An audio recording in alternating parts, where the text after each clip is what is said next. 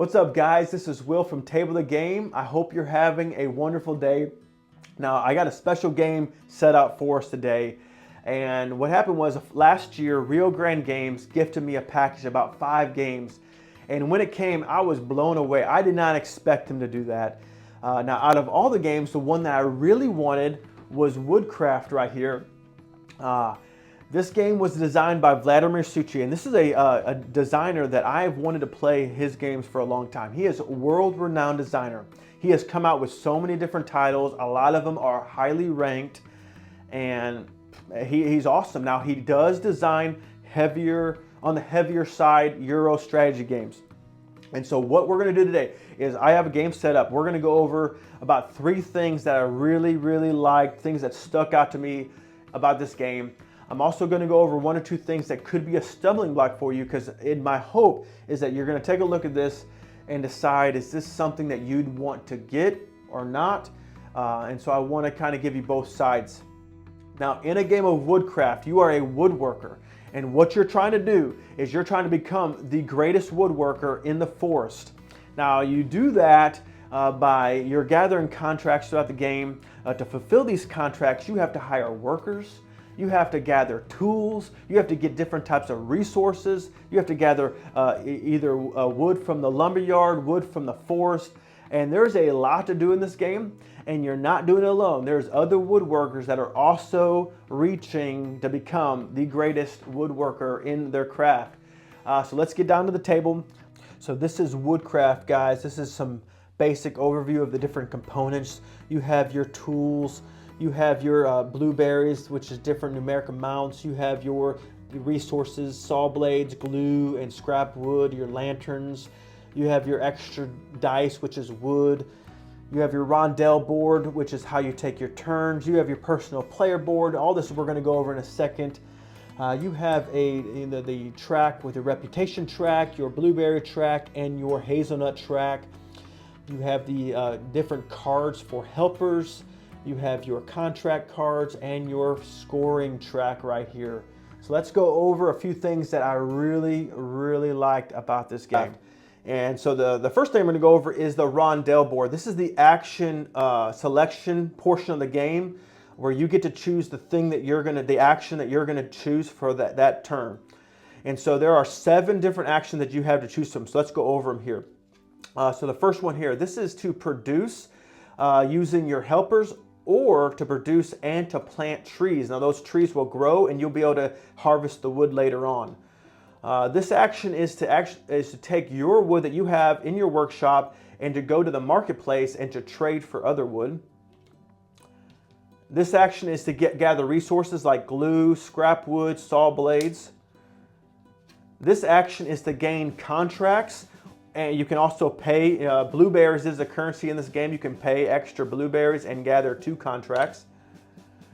This action is to upgrade your workshop, which is really important. We're going to go over that as well. This action is to go to the lumberyard to gather more wood. So this is the lumberyard here.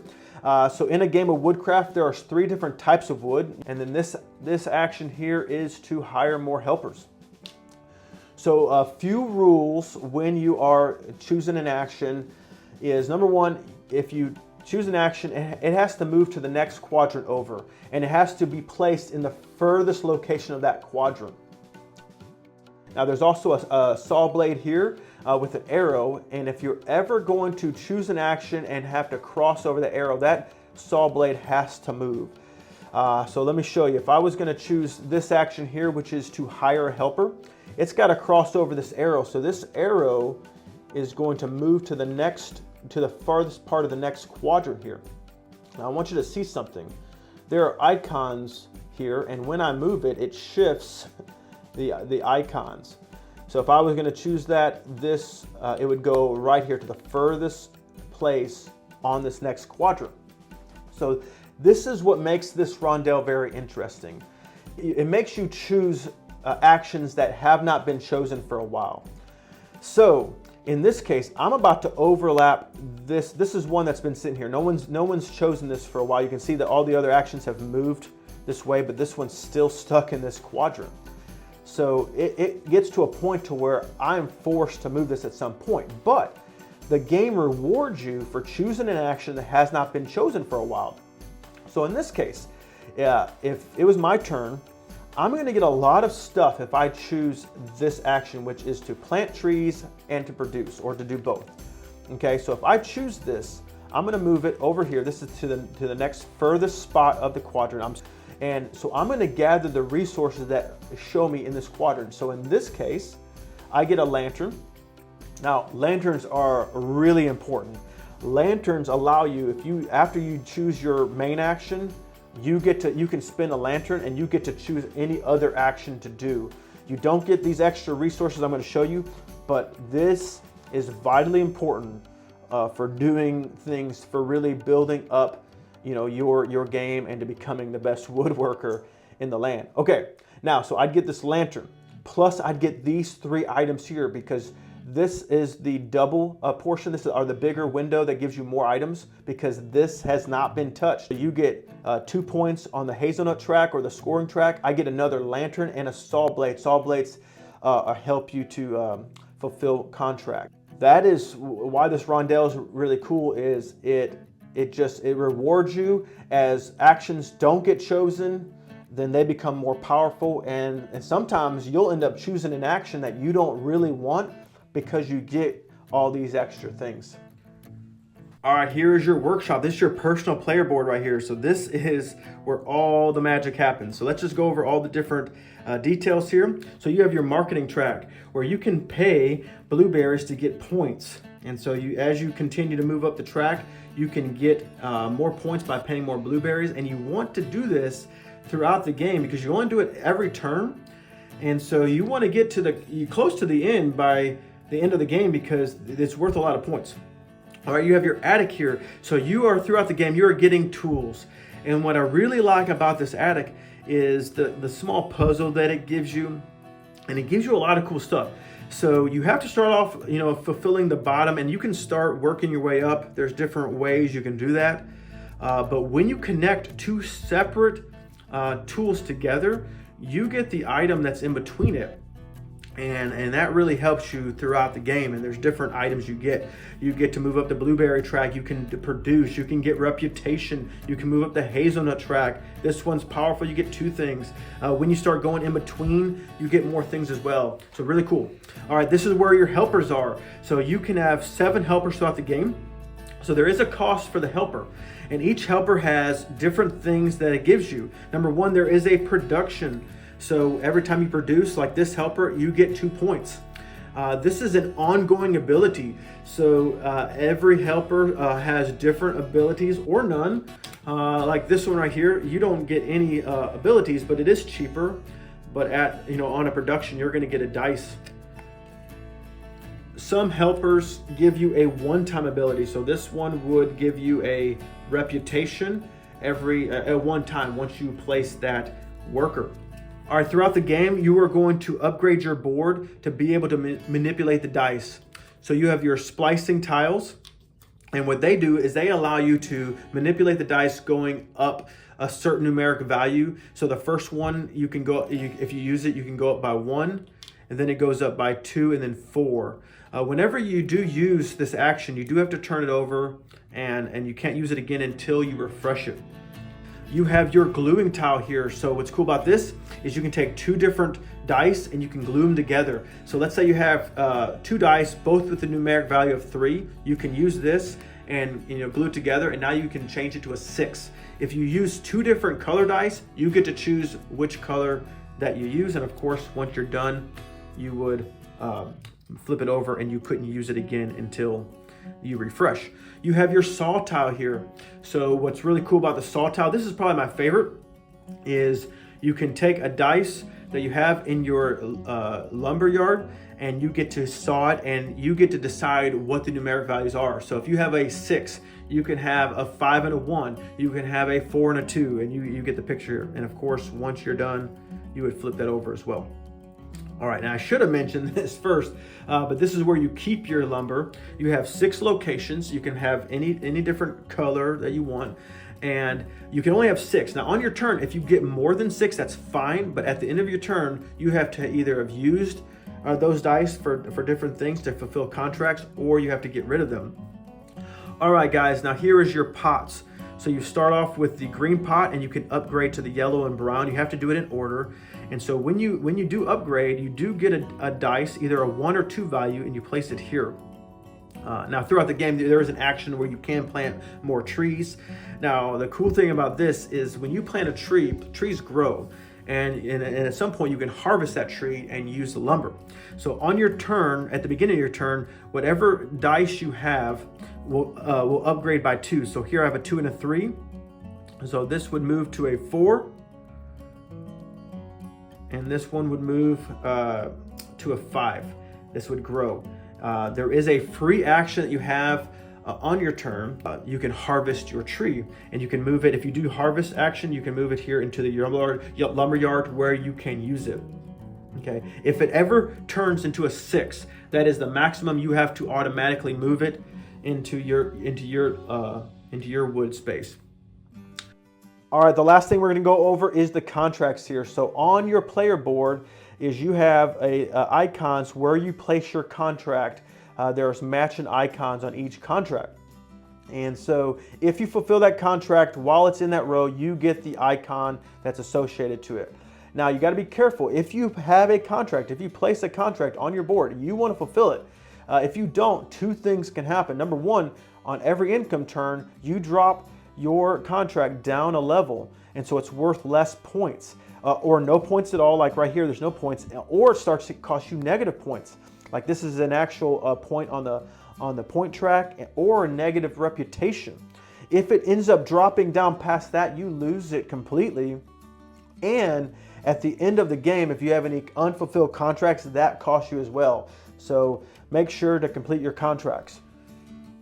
All right, the last thing we're going to go over that really stuck out at me is the resource management in this game. So the way that works is when you have to use your resources to fulfill contracts, and most games or a lot of games have a resource management or some type of resource that you have to gather. And this game does too, but they really have a really cool twist, and that twist really matches the theme. So let's go over that. There are 2 types of resources. You have your standard resources. And so in this game, there's 3 of them. You have your glue, you have your scrap wood, and you have your saw blades. But then you have your wood. And like we talked about, you have your yellow, your brown, and your green wood. They all symbolize a specific type of wood. And just like in woodworking, you have to take a piece of wood, and it's just a solid piece of wood, and then you have to start doing something with it. You have to start cutting it and gluing it and all types of different things to make it work for you. And so that's how they made this theme come alive, is you can't just take a 6 wood and then use that because you need a 2. You actually have to make this 6 into a 2 by cutting it, by gluing it, by doing something.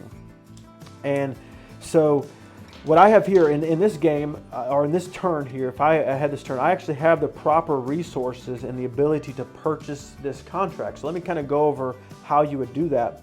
So like we went over, in a game you have an action that you go to the Rondel board, and you'd have that one action that you do. Now if you have a lantern, you can decide to use your lantern and do a second free action, which is extremely important. And then you have 6 additional actions that you can choose to use if you can. And those actions, there's a lot of them, but basically it's like splicing the wood, it's gluing the wood, sawing the wood, it's harvesting your wood from your pots and things like that, or fulfilling a contract. Those are the things that you're able to do on your turn. So let's go over this turn here and how we would fulfill this contract. So number 1 is I need a saw blade, which I have. I would spin that saw blade. Now I need 2 yellow wood. Now I don't have any in my storage, but I do have a 4 in my pot. So I would use one of my free actions, which is harvesting wood from my pot here. So I would move it here. I have a 4, but I need 2 2s. Luckily, I have a saw blade that I have not used. So I would use that free action. I would turn this over, so I would not be able to use that again until I refresh. And now I can cut this 4 into 2. So it's just like how I was at a wood shop and I'm starting to, you know, cut my wood to be able to use it. I would now have a 2 yellow wood, and I would end up spending those. And now I have fulfilled this contract. Now this was on the 2 reputation on my row on my player board, so I would move up 2 on the reputation track. I would gather a lantern. I'd get that lantern here, and then I would get 3 blueberries to be able to use that for currency later on in the game. So man, I just really thought that was very interesting. I had never played a game like that you not only have to gather a resource, but then you have to manipulate that resource to use it. It just created a level of depth that is extremely interesting. All right, guys, so let's go over one of the pitfalls that I saw that I want you guys to be aware of if you are in the market or are interested in this game. This is a heavier game. I usually really gravitate towards like medium weight games. I think this is like medium heavy. But with that being said, I thoroughly enjoyed this game. What I really liked about this game is after playing it a couple times, I saw myself really being able to dig into this game. I feel like there's so many different paths to victory. There's so much to get into that there's a lot of replayability in this game. And as you play it, you're gonna get better and better. So let me give you an example. The first game I played, I did not have an ability to get blueberries. And blueberries is the currency, and you need that to be able to buy more things. So the second time I played, I fixed that. I figured out how I could get more blueberries. Now, what I didn't fix is the ability to go up the reputation track. So the next time I play, that is going to be a major factor. So let's go over the pitfall. There's a lot to do in this game, and I found myself continually looking through this rule book. Even on by the end of the second game, I was still looking through the rule book every time just to make sure I kind of that I was doing everything I could. Now, I want to be very fair. This is one of the best rule books that I have read. And for being a heavy game, I was able to read this book, learn the game, and play it. I usually watch a video. It usually is very important to me to watch a video. I did not do that for this game. And I was able to read it and get this game to the table very quickly. For being a heavier game, I was extremely satisfied about that. Because that's always a concern that I have is with heavier games, that just the length, the time to learn it and play it. But that was not for this. But what I did have an issue with is continually having to go back to it just to make sure I was doing everything, because there is a lot to do in this game. And so I really wish that they would give a player guide that you could put in front of you, because the more players you have, you know, it's going to be hard to always like just have everybody like passing the rule book around. Now, as you continue to play this game, you're gonna really grab a hold of it, and you're not going to need it anymore. But that was it when it comes to any pitfalls. Other than that, guys, let's get back up to the table and go over a couple things. All right, guys, that was a little bit about Woodcraft. So what did you think about this game? I just went over a few things. There is a lot more to this game. So let me know if you have any questions. Definitely leave me a comment. I'll do my best to answer it. And let me know what you think about it. Is it something that you would like? Is it something that is on the heavier side? Is it on the lighter side? Just let me know. I want to thank everybody for watching, and I will see you in the next video.